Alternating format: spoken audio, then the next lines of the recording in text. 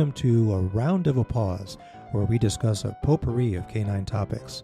You're sure to find something to make your ears perk up, just like your pooch. Your host and canine instructor, Janine Smith, educates both dogs and humans. Today's podcast barks about caninematch.com. Let's find your perfect canine match. Pause up to you for checking out this podcast on caninematch.com. Let's find your perfect fit in a dog or a puppy. Online dating has helped many folks find their perfect match. Of course, they had to meet in person after they talked to them on the phone to make sure that what they saw in their online profile was actually real and that that person was who they said they were. We're going to try to help you make sure that you are not catfished or dogfished. We want your eyes open before your heart falls madly in love with the wrong furry friend. Okay, here we go. Finally, it's time to get a dog or puppy. But how do you pick? There are so many choices, so many possibilities. Well, first, do you want a dog or a puppy? Puppies are so cute. I mean, they look at you with those little sweet angel baby faces and just snuggle into you, and they're just little babies. But a lot of work goes with a baby. That's why I have a podcast called Puppy Boot Camp, which will help you navigate the first 6 weeks with this little angel baby, because you need to help them with potty training, nipping, chewing, sleeping, learning limits, etc. So you have to have the time to do that. If you have limited time, I really recommend you consider a dog instead, where someone else has done the initial work. Again, you need to ask some questions and really check and see why this dog is available. Is it due to major issues in the dog, like biting, fear, reactivity? Or was it just the wrong fit for the family? Did they think this dog was going to be one way, but the dog's personality and traits were totally different? Or did the family's circumstances change, like did an owner die, become homeless, lose money, etc.? Need to put in a plug for senior dogs. Senior dogs are a part of the canine population which can be overlooked, but they can be a great fit for someone who wants a chill companion, a short walk a day, and then they will sit at your feet and hang out with you and look at you with their adoring eyes, which say, thank you, thank you, thank you for giving me this wonderful last few years of my life. Of course, there could be some medical costs.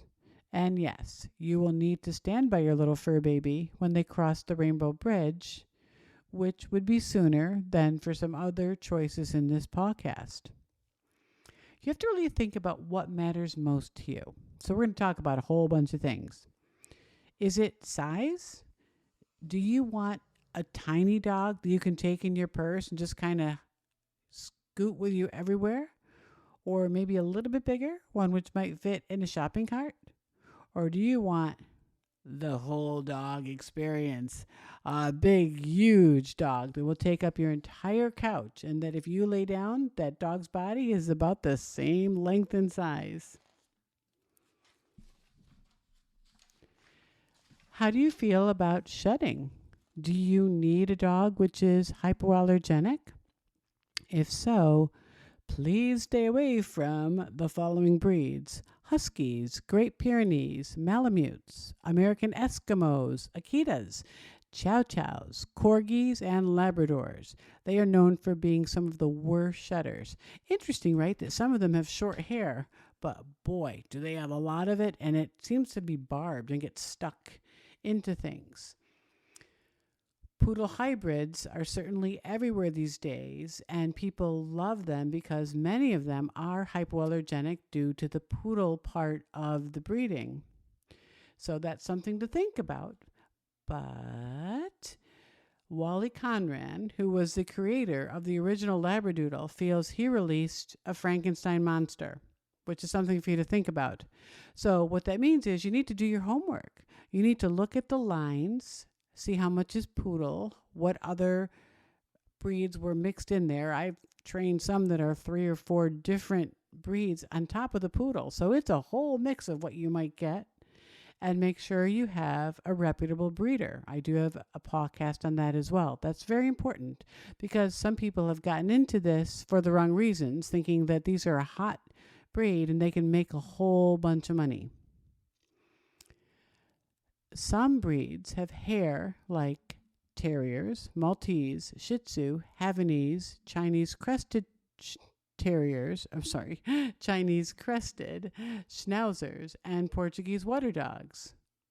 They would be great choices if you have allergies or if you're someone where the hair is just going to drive you crazy. How about cost?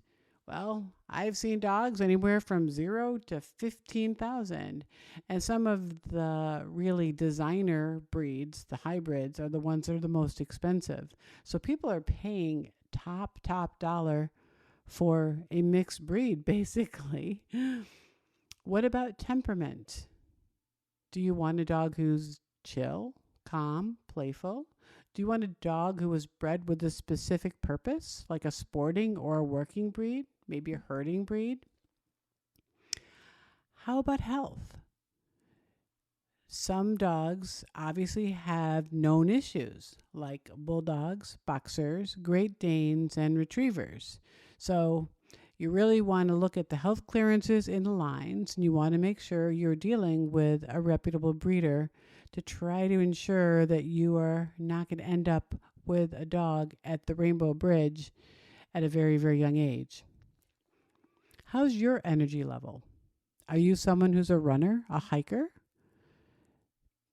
If so, you might want to consider the Australian Shepherd, Border Collie, Labrador, Golden Retriever, Vizsla, Dalmatian, Rhodesian Ridgeback, Weimaraner, German Shepherd, Boxer Beagles. These dogs like to move. Where do you live? Climate should also be a factor. Could you have a Chihuahua in Alaska? A Newfoundland in Death Valley? Well, you could, but the dog would probably be inside a lot, so really kind of think about that. Are you leaning toward a purebred or a rescue? There's definitely benefits to knowing what happened in the life of your puppy the first few weeks and going through a reputable breeder. But you can get an amazing rescue fur baby too. And you're doing a pretty wonderful thing by saving that dog or puppy. There's just more unknowns. How sensitive are you to noise? If you're someone who cannot stand barking, I recommend you steer clear of the hound breeds. They tend to bay and howl. Huskies tend to be also very vocal.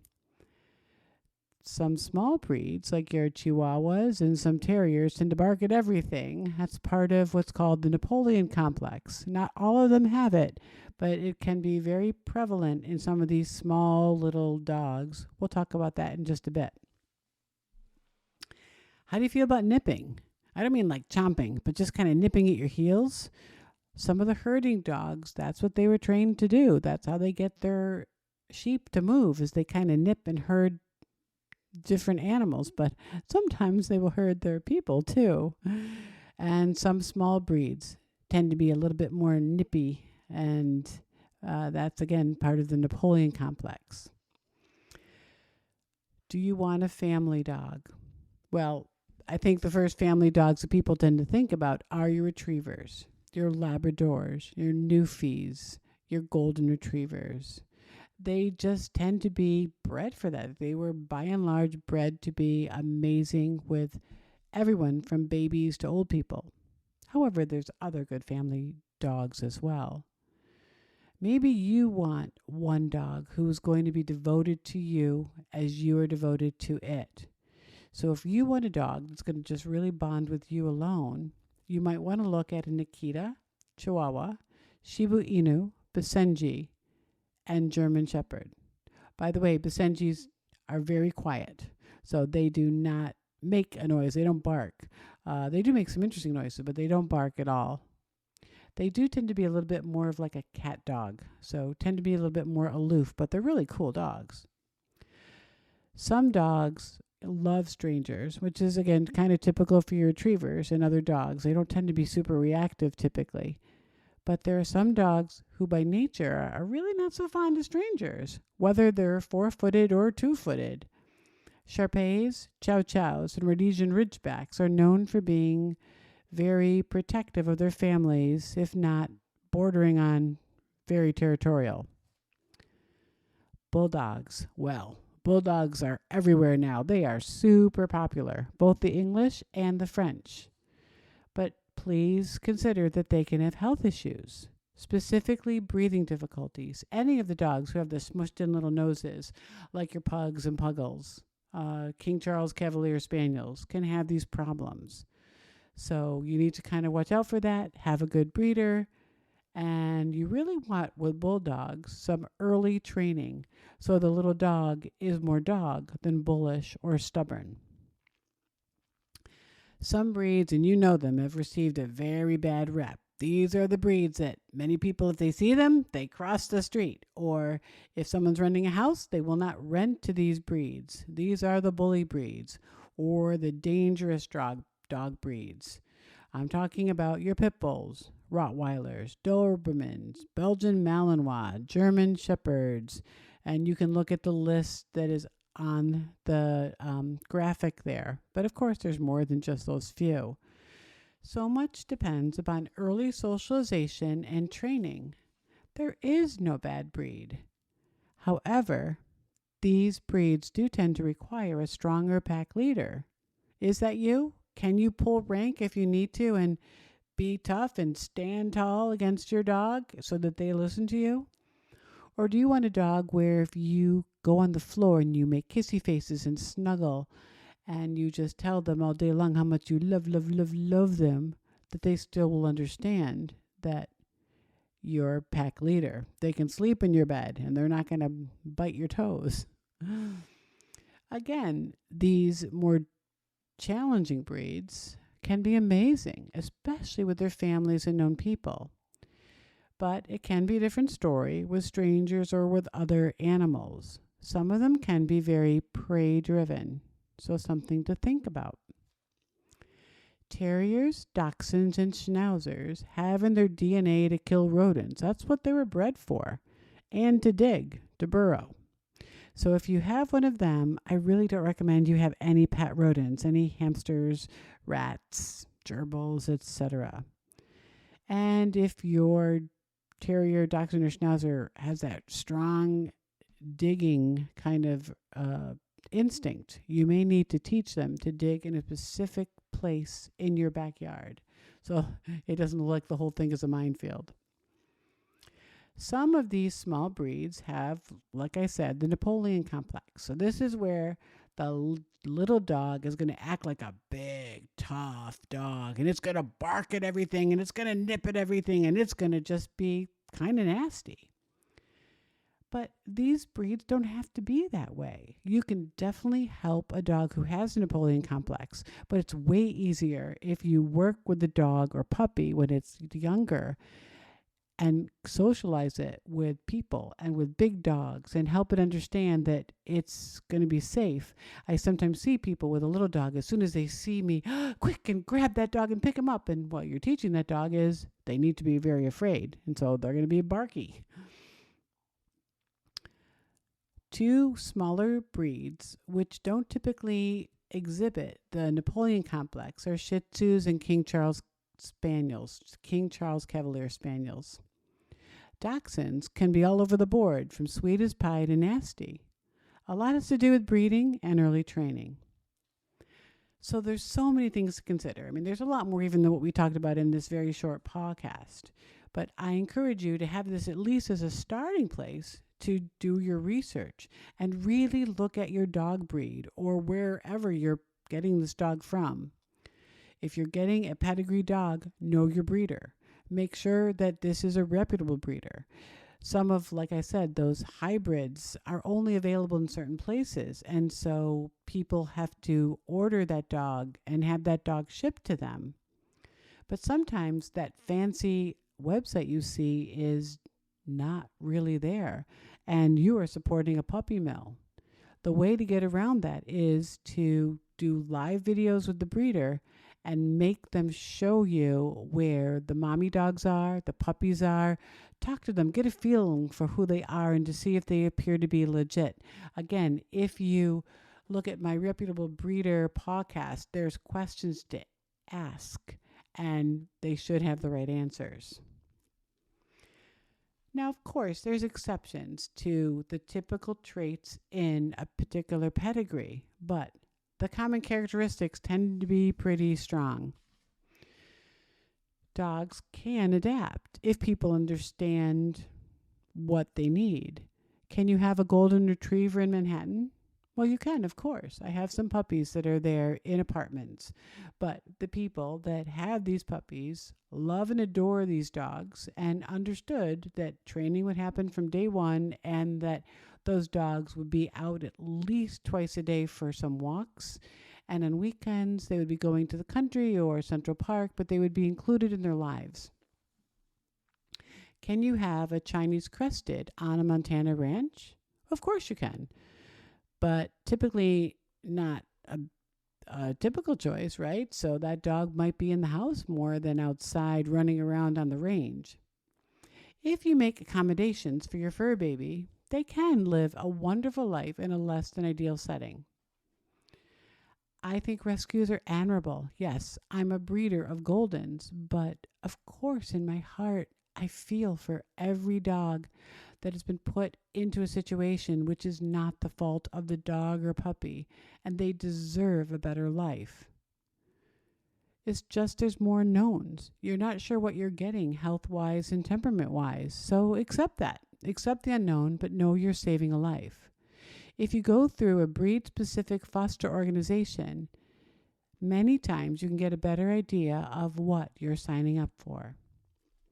My recommendation is try to figure out what kind of dog or puppy will fit you and your lifestyle the best.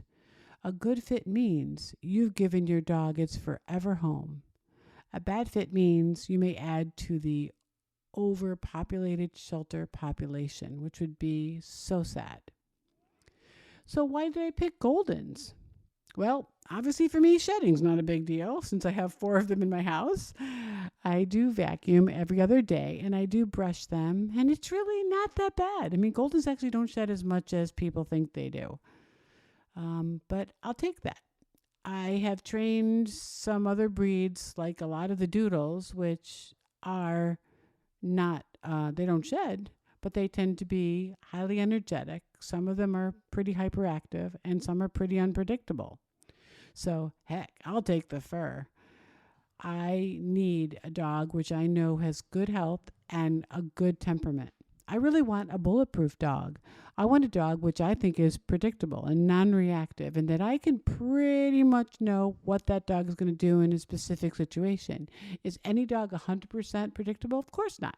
Not even people are. But you have a pretty darn good idea, especially if you've trained that dog from the time they were little puppies. 2 of my 4 I bred, so I've had them their entire life. The other 2 I had since they were 8 weeks old. So I have a pretty good idea of what they're going to do. And honestly, some dog breeds are just easier to train. I have a dog right now who is having dreams. Jazz right now. If you hear any noises in the background, it's Jazz. She's having a dream. But training is a big factor. And as I said, some dogs are just easier to train. Goldens tend to have what's a very soft temperament. They also are very highly food motivated, so that works very well for training. Some breeds are more praise-driven or play-driven. You just have to figure out what drives your dog and have a blast with training them. There's so much to consider. Maybe make a list. But finding a good fit means your fur baby has found its forever home and you have your best friend. Isn't that what we all want? Thanks for taking the time to listen to this podcast. Paws up to you. Woof, woof. Thanks for joining us for another episode of A Round of Applause produced by EduPups. You can join the EduPups community by checking out blog posts at edupups.com. Find us on social media too. We're at EduPups4 on Instagram, at EduPups on Facebook, YouTube, and TikTok. You can write Janine at edupups.com. She would positively love to hear from you. A Round of Applause is copyright 2023 EduPups LLC. Let's keep those tails wagging.